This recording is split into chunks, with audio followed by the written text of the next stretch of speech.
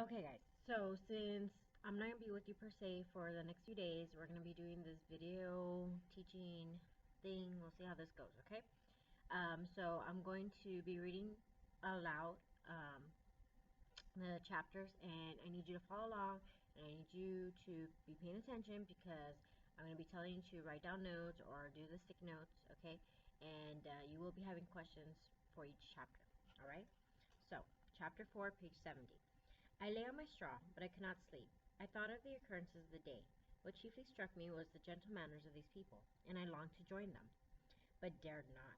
I remembered too well the treatment I had suffered the night before from the barbarous villagers, and resolved, whatever course of conduct I might hereafter think it right to pursue, that for the present I would remain quietly in my hovel, watching and endeavoring to discover the motives which influenced their actions. So he was very scared, very traumatized of what happened to him in the previous encounters with mankind. So he did not want to have to run off, because his family found out about him. Especially since he found a hovel, the little hovel next to the cottage that he seems to find very comfortable, compared to having to sleep out in the rain and in the wind. So he's just gonna be watching them from afar. The cottagers arose the next morning before the sun. The young woman arranged the cottage and prepared the food, and the youth departed after the first meal.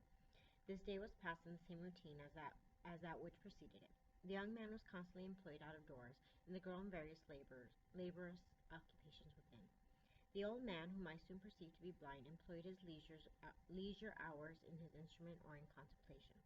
Nothing could exceed the love and respect which the younger cottagers exhibited towards their venerable companion. They performed towards him every little office of affection and duty with gentleness, and he rewarded them by his benevolent smiles. Okay, so we have three characters here. So put on a sticky note. You have three characters for sure. You have the youth, the young lady, and the older man. Alright? They were not entirely happy. The young man and his companion often went apart and appeared to weep.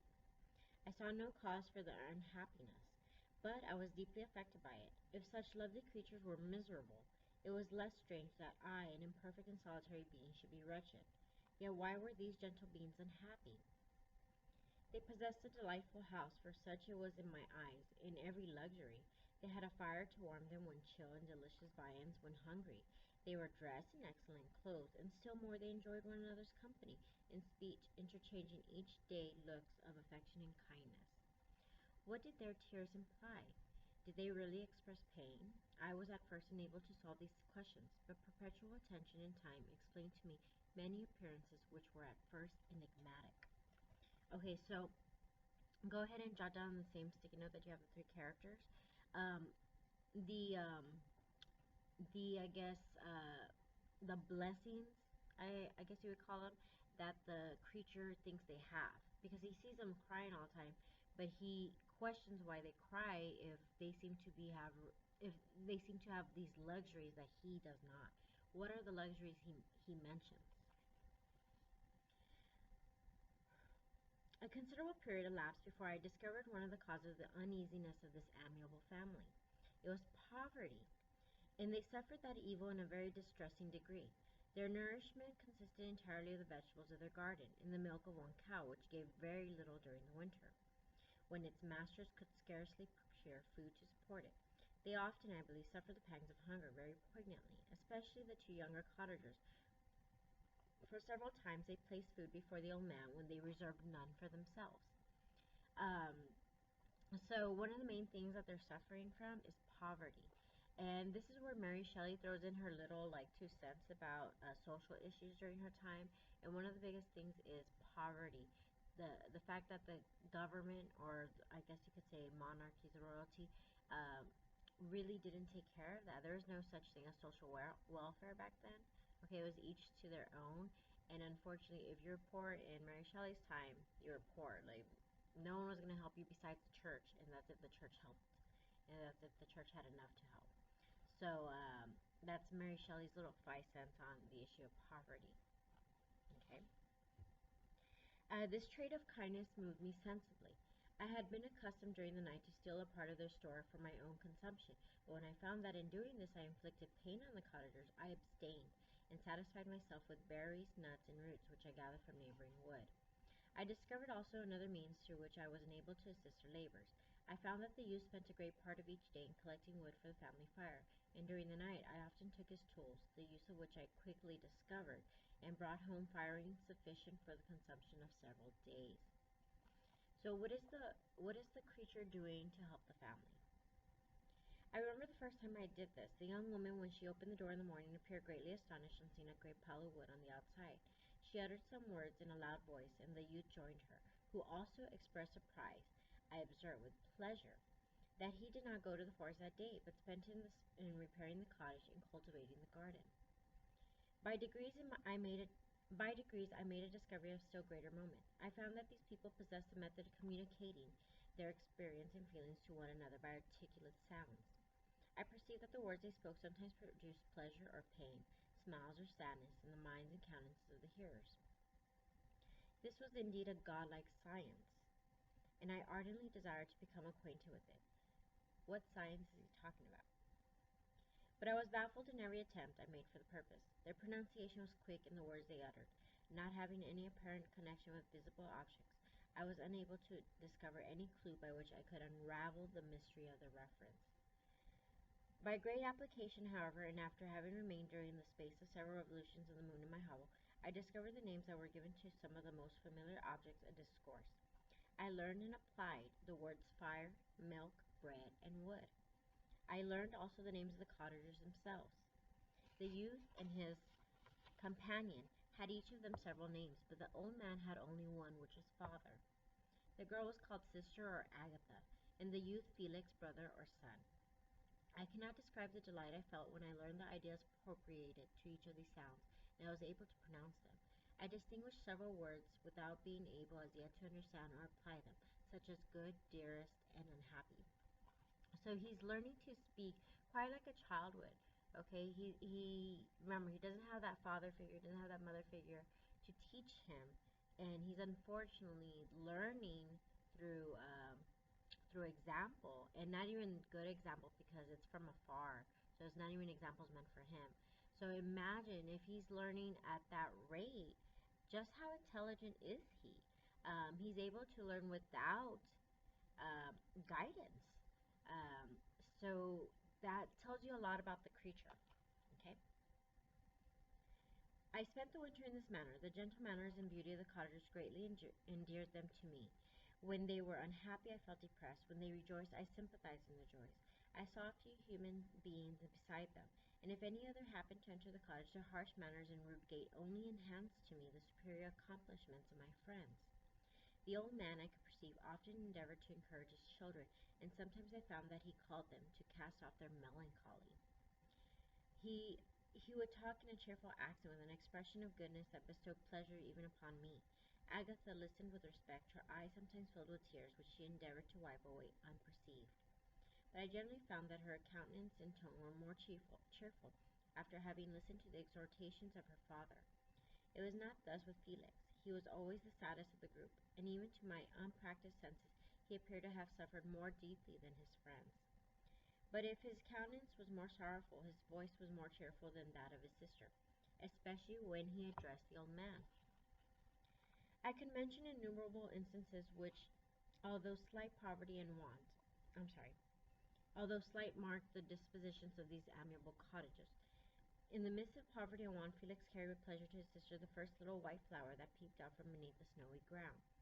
Early in the morning, before she had risen, he cleared away the snow that obstructed her path to the milk-house, drew water from the well, and brought the wood from the outhouse, where, to his perpetual astonishment, he found his store always replenished by an invisible hand. In the day I believe he worked sometimes for a neighboring farmer, because he often went forth and did not return until dinner, yet brought no wood with him. At other times he worked in the garden, but as there was little to do in the frosty season, he read to the old man and Agatha. This reading had puzzled me extremely at first, but by degrees I discovered that he uttered many of the same sounds when he read as when he talked. I conjectured, meaning guessed, therefore, that he found on the paper signs for speech which he understood, and I ardently longed to comprehend these also. But how was that possible, when I did not even understand the sounds for which they stood as signs? I improved, however, sensibly in this science, but not sufficiently to follow up any kind of conversation, although I applied my whole mind to the endeavor. For I easily perceived that, although I eagerly longed to discover myself to the cottagers, I ought not to make the attempt until I had first become master of their language, which knowledge might enable me to make them overlook the deformity of my figure. For with this also the contrast perpetually presented to my eyes had made me acquainted. So he's finally figuring out that he looks different from others, and that difference is what keeps other people away from him or make them want to run away from him. So he's also understanding that, or he assumes that knowledge or mastery of the language is going to outweigh his deformity. We'll have to see if that's true or not. I had admired the perfect forms of my cottagers, their grace, beauty, and delicate complexions. But how was I terrified when I viewed myself in a transparent pool? At first I started back, unable to believe that it was indeed I who was reflected in the mirror. So what happened when he looked into the water? And when I became fully convinced that I was in reality that monster that I am, I was filled with the bitterest sensations of despondence and mortification. Alas, I did not yet entirely know the fatal effects of the miserable deformity. So if he feels that way about his own reflection, you know, he's kind of figuring out why others, feel the same way or feel terrified when they see him. As the sun became warmer and the light of day longer, the snow vanished, and I beheld the bare trees and black earth. From this time Felix was more employed, and the heart-moving indications of impending famine disappeared. Their food, as I afterwards found, was coarse, but it was wholesome, and they procured a sufficiency of it. Several new kinds of plants sprung up in the garden, which they dressed, and these signs of comfort increased daily as the season advanced. The old man, leaning on his son, walked each day at noon, when it did not rain, as I found it was called, when the heavens poured forth its waters. This frequently took place, but a high wind quickly dried the earth, and the season became far more pleasant than it had been. My mode of life in my hovel was uniform. During the morning I attended the motions of the cottagers, and when they were dispersed in various occupations I slept. The remainder of the day was spent in my observing my friends. When they had retired to rest, if there was any moon or the night was starlight, I went into the woods and collected my own food and fuel for the cottage. When I returned, as often as it was necessary, I cleared their path of the snow and performed those offices that I had seen done by Felix. I afterwards found that these labors performed by an invisible hand greatly astonished them, and once or twice I heard them, on the occasions, utter the words "good spirit," "wonderful," but I did not then understand the significance of the terms. My thoughts now became more active, and I longed to discover the motives and feelings of these lovely creatures. I was inquisitive to know why Felix appeared so miserable, and Agatha so sad. I thought, foolish wretch, that it might be in my power to restore happiness to these deserving people. So what did he believe he could do for them? When I slept or was absent, the forms of the venerable blind father, the gentle Agatha, and the excellent Felix flitted before me. I looked upon them as superior beings, who would be the arbiters of my future destiny. I formed in my imagination 1,000 pictures of presenting myself to them, and their reception of me. I imagined that they would be disgusted until by my gentle demeanor and conciliating words I should first win their favor, and afterwards their love. These thoughts exhilarated me, and led me to apply with fresh ardor the acquiring the art of language. My organs were indeed harsh but supple, and although my voice was very unlike the soft music of their tones, yet I pronounced such words as I understood with tolerable ease. It was as the ass and the lap-dog, yet surely the gentle ass, whose intentions were affectionate, although his manners were rude, deserved better treatment than blows and execration.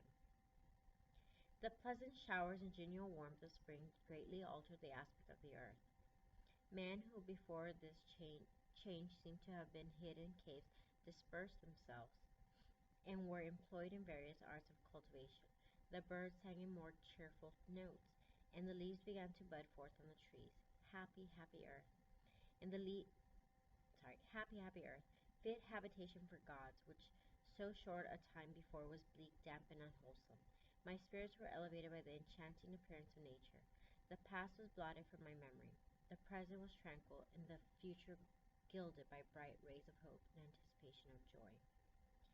So go ahead and write down what the creature is doing in this part of the story. What is he doing, and what are his hopes? Okay, what are his hopes to come? All right. So with that, make sure you answer the questions I'm going to post on Edmodo for this chapter, and if you need to, just go ahead and re-watch, I guess, this video if I went too fast, or you need some more understanding. All right.